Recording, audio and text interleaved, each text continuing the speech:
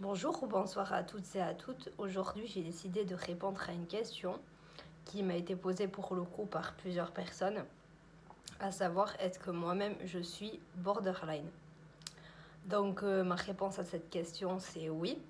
Aujourd'hui, j'ai décidé de vous raconter un petit peu mon histoire, mon vécu. Comme ça, vous pourrez aussi comprendre pourquoi j'ai essayé, je vous réponds à vos questions, parce que justement, je connais un petit peu, beaucoup même le sujet. Donc voilà, moi je suis effectivement borderline et ma maladie elle a pris naissance dans l'enfance sans que je m'en rende compte et j'ai été diagnostiquée à 18 ans.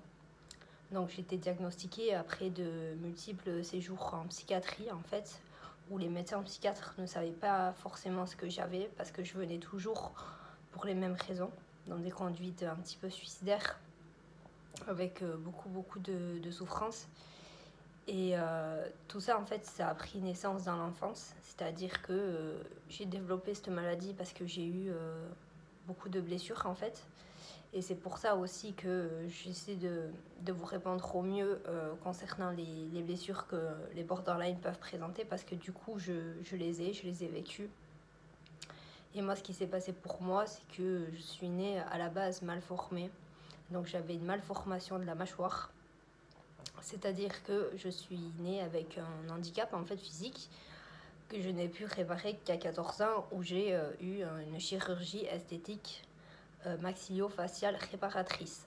Donc c'est-à-dire que j'avais la mâchoire en avant et j'avais un prognatisme de catégorie 4 en fait, donc c'était quand même assez avancé. Et du coup, j'avais pas vraiment un physique avantageux et j'en ai énormément souffert. Et j'ai dû attendre justement 14 ans pour pouvoir trouver un physique à peu près normal parce qu'il fallait attendre la fin de la croissance de mes mâchoires pour pouvoir m'opérer. Et c'était une opération assez lourde en même temps parce qu'il m'a fallu un an de rééducation pour pouvoir apprendre à parler, à manger comme tout le monde. J'ai dû me faire un petit peu à ce nouveau visage qui m'a beaucoup aidé. C'est une opération qui m'a sauvée même parce que je n'aurais pas pu continuer à vivre comme ça. Je souffrais vraiment trop et j'aurais eu aussi des problèmes au niveau des dents qui se seraient déchaussées. Enfin, il y aurait eu de gros soucis à ce niveau-là, donc on m'a opéré quand même. Donc depuis ça, ça va mieux au niveau physique. Après, je garde toujours des séquelles psychologiques. Parce qu'à cause de ce handicap, j'ai subi énormément de maltraitance psychologique. Donc c'est-à-dire que j'ai vécu un vrai enfer du harcèlement scolaire au primaire et au début du collège. Donc jusqu'à que je me fasse opérer.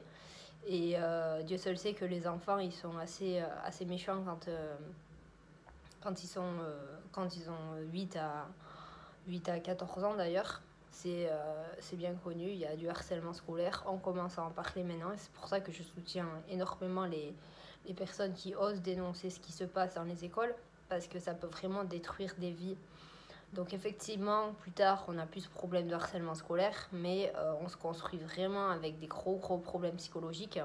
Et moi, c'est ce qui a généré ma maladie parce que j'ai grandi avec une énorme colère en moi, une rage intérieure en fait, de ne pas avoir été acceptée comme j'étais. J'ai aussi souffert par rapport à mes parents en fait qui ont un petit peu banalisé ma souffrance et je me suis sentie vachement abandonnée dans tout ça jusqu'à qu'ils prennent conscience vraiment de la réalité, l'ampleur des dégâts que ça a pris après bien plus tard. Et voilà, j'ai grandi avec cette colère en moi qui a eu énormément de mal à se canaliser et aujourd'hui j'ai fait un gros travail sur moi, du coup j'arrive à mieux me contrôler, mais j'étais devenue quelqu'un de complètement impulsive, c'est-à-dire que j'explosais pour un rien du tout.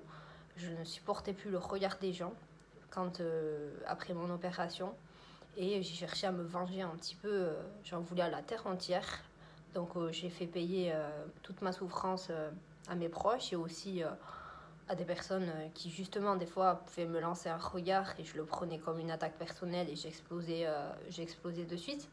Donc j'étais devenue un petit peu limite infréquentable. Et je ne me reconnaissais pas dans tout ça parce que je ne suis pas quelqu'un forcément de méchante à la base, mais en fait j'avais tellement souffert au fond de moi qu'il fallait que les autres payent alors que j'avais pas compris justement que la voie de la guérison, elle n'était pas par là, elle passait aussi par le pardon. C'est pardonner ce qui s'est passé dans le passé. Pardonner aussi, j'avais fait une vidéo sur le pardon. C'est pas pour rien, c'est pardonner les personnes qui nous ont fait du mal parce que elles ne savaient pas ce qu'elles faisaient à ce moment-là. Elles étaient trop jeunes en fait pour comprendre le mal qu'elles m'ont fait. Et moi, j'ai eu énormément de mal à pardonner à ces gens-là. Et du coup, je vivais avec cette haine et cet esprit de vengeance. Et aujourd'hui, j'ai décidé un petit peu de pardonner grâce à un travail de thérapie, pardonner ce qui s'est passé et me pardonner à moi-même aussi parce que je me suis jamais pardonné en fait d'être née comme ça. Je me suis beaucoup détruite en fait, même après l'opération. Je me regardais dans une glace et je me trouvais complètement étrangère à mon corps. Donc je ne ressentais rien, pour moi ce n'était pas moi en fait. Et même encore des fois aujourd'hui, je me regarde et puis je me vois avec mon visage d'avant, avant que je me suis fait opérer. Et je garde toujours en fait cette image-là qui me sort en flashback souvent et de tous les traumatismes que j'ai eus. Donc voilà, moi c'est pour ça que du coup je peux répondre à vos questions, je peux aussi vous conseiller au mieux parce que en plus j'étudie à fond la psychologie humaine et la psychologie thérapeutique aussi. Du coup, si je peux aider les autres qui sont dans la souffrance, je le fais parce que j'ai pu développer justement une hyper empathie, une hyper sensibilité. Donc étant donné que je suis un petit peu à fleur de peau, je ressens les émotions un petit peu des autres, même si des fois ça m'absorbe. Du coup, je me suis aussi engagée dans une association humanitaire pour aider les personnes en difficulté, aussi pour relativiser sur ma propre souffrance et me dire qu'il y a des gens aussi qui ont vécu pire que moi et que ce n'est pas non plus... c'est grave en soi, mais voilà, il y a des gens aussi qui souffrent et à un moment, il faut avancer, il faut arrêter de se lamenter sur son sort, il faut se rendre utile aussi. Et cette association aussi m'a énormément aidée parce que j'ai énormément stagné professionnellement à cause de tout ça.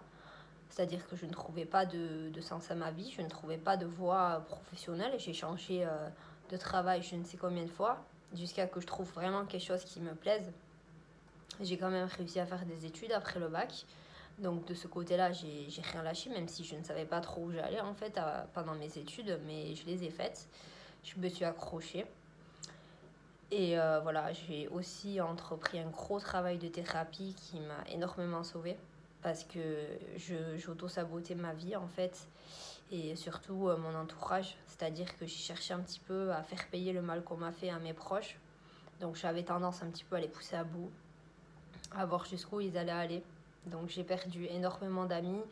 J'ai eu du mal à garder une relation amoureuse parce que les hommes, en fait, j'avais tendance à les pousser à bout dans leur retranchement pour vraiment leur faire péter les plombs et pour justement me confirmer mes propres croyances à moi, c'est-à-dire que moi je pensais au fond de moi que je ne méritais pas d'être aimée, que je finirais toujours seule, que j'étais bonne pour la poubelle limite, hein. Moi c'est ce que je me disais parce que j'avais aucune confiance en moi et pour moi un homme ne pouvait jamais m'aimer comme j'étais. En fait du coup je lui montrais le pire visage que j'avais, c'est-à-dire un petit visage de démon en fait qui au fond de moi n'en était pas moi, c'était juste mon enfant intérieur qui parlait et qui était blessé. Et je me suis pas assez écoutée, j'aurais dû écouter un petit peu mon enfant intérieur qui était blessé et qui justement me disait que voilà, c'est pas comme ça en fait aussi qu'il faut faire et il faut grandir aussi. Je ne suis plus restée à ce stade enfant, j'ai eu des comportements quand même assez enfantins, assez impulsifs. J'ai eu des problèmes de ce côté-là aussi au niveau de l'impulsivité parce que je pouvais être violente dans les mots comme physiquement. Je me suis vengée un petit peu sur les autres. Et après, j'ai compris que la voie de la guérison, c'était pas ça en fait. C'était pas la haine, parce que la haine entraîne la haine. Et j'ai eu de la chance aussi quand même de rencontrer des amis qui sont restés, malgré tout ce que j'ai pu leur faire subir. Et des hommes aussi qui m'ont accepté comme j'étais, qui ont eu du mal au début, mais qui ont su percer un petit peu la carapace. Et sans ces gens-là, en fait, je pense que je ne serais pas là aujourd'hui. Parce qu'ils m'ont permis un petit peu de reprendre confiance en moi. Même si je sais que moi, mon vide intérieur, mon vide affectif, il n'y a que moi qui peut le combler. Même si j'attends encore quand même énormément des autres. J'attends qu'ils remplissent un petit peu tout ça. Mais je sais très bien que personne ne pourra me réparer. Il n'y a que moi qui peux me réparer moi-même. Et les autres ne peuvent ne peuvent être que des béquilles, en fait. C'est ça que j'ai compris bien après, et j'aurais dû le comprendre avant, mais mieux vaut tard que jamais. Donc voilà, voilà, enfin, faut tout prend naissance dans l'enfance, et c'est pour ça que je suis bien placée pour vous le dire. C'est que moi, je l'ai vécu, cette souffrance, et les borderline, ils ont ce sentiment, voilà, d'abandon, de haine, de colère, parce qu'ils ont souffert quand ils étaient enfants. Et cette peur de l'abandon aussi, moi je l'ai, et j'ai réussi un petit peu à penser cette blessure-là, mais j'ai eu du mal, parce que j'étais convaincue que la personne en face de moi n'allait m'abandonner, en fait. C'est comme un travail, je me disais, je ne serai jamais à la hauteur, du coup, on va tout foutre en l'air, on va saboter le travail, on va saboter la relation, et après je perdais mes relations, je perdais mes jobs, et je me confirmais à moi-même, je m'auto-traumatisais. Bah, tu vois, tu avais raison, tu n'es pas digne d'être aimé, tu n'es pas digne d'avoir une relation stable, enfin, un contexte social stable, équilibré, et du coup, je me détruisais encore plus, jusqu'à que, voilà, j'ai eu la chance de rencontrer un psychiatre avec qui ça s'est très bien passé, et pourtant, Dieu seul sait que j'en ai fait des psys dans ma vie, je m'entendais avec aucun, ou alors, justement, je les idéalisais au début, j'avais l'impression qu'ils me sauveraient, et puis après, je les détestais. Donc, j'ai arrêté souvent mes thérapies en cours de route. Et du coup, c'est pour ça aussi que je vous ai abordé le sujet de la thérapie, l'importance de la suivre, en fait, de ne pas abandonner.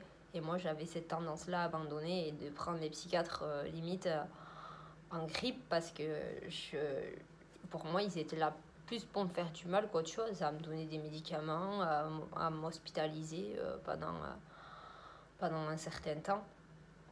Donc voilà, j'ai eu du mal avec les psychiatres, jusqu'à que je rencontre une avec qui ça se passe très bien et qui me suit quand même maintenant depuis plusieurs années. Et c'est grâce à elle aussi que je vais beaucoup mieux. Mais voilà, moi je voulais aussi, voilà, vous dire qu'aujourd'hui je vous répondais sincèrement, parce que je parle beaucoup des borderline, mais je parlais pas de moi. Et là je me suis dit, bon, c'est l'occasion d'en parler, hein. Comme ça, vous comprendrez un petit peu mieux pourquoi j'arrive un petit peu à vous répondre, même si j'espère que je fais de mon mieux. Je sais pas, j'ai pas la science infuse non plus, mais j'ai le vécu nécessaire pour répondre à vos questions. Et aussi se dire que voilà, ce qui s'est passé dans l'enfance, c'est passé dans l'enfance. On ne peut pas revenir en arrière. On ne peut pas changer le passé. Par contre, on peut toujours aller de l'avant. Et comme c'est comme la vie, c'est pourquoi le pare-brise est plus grand que le rétroviseur. Parce que le pare-brise, ça nous permet d'avancer, et le rétroviseur, c'est le passé. Donc il faut avancer en gardant un œil sur le rétroviseur, sur le passé, pour ne pas refaire les mêmes erreurs. Et moi, c'est un petit peu la citation de ma vie que j'utilise tous les jours, voilà. Même si des fois, il y a des moments où, voilà, je vrille encore un petit peu. Mais voilà, aujourd'hui, ça va beaucoup mieux. Et voilà, j'espère que le fait de vous avoir dit tout ça vous aura fait plaisir, parce que bon, j'ai quand même reçu la question plusieurs fois. Au début, je ne voulais pas trop le dire, parce que pour moi, c'est très compliqué d'avouer mes faiblesses. Je suis un énorme complexe là-dessus, parce que je me dis, si j'avoue une faiblesse, la personne en face de moi pourra s'en servir contre moi et me trahir et jouer avec moi. Du coup, je suis quelqu'un qui a aussi du mal à reconnaître que je vais mal, et en général, je garde pour moi, et c'est des choses que je ne veux pas montrer. Mais bon, voilà, là, c'est une chaîne où d'ailleurs peu de personnes savent l'existence de mon entourage, donc moi je ne vous connais pas, et moi je suis là pour partager un petit peu mon savoir, et voilà, j'accepte après le jugement s'il doit y en avoir, parce que j'ai déjà été jugée. Écoutez, voilà, hein, si certaines personnes veulent s'amuser à juger, que grand bien leur fasse. Mais voilà, moi je vous parle en toute honnêteté et en toute sincérité. Et j'espère que cette vidéo vous aura plu, hein. Utile, je sais pas, parce que peut-être utile dans le sens où vous allez comprendre pourquoi je fais ces vidéos là. Et je vous souhaite une bonne journée ou une bonne soirée à toutes et à toutes.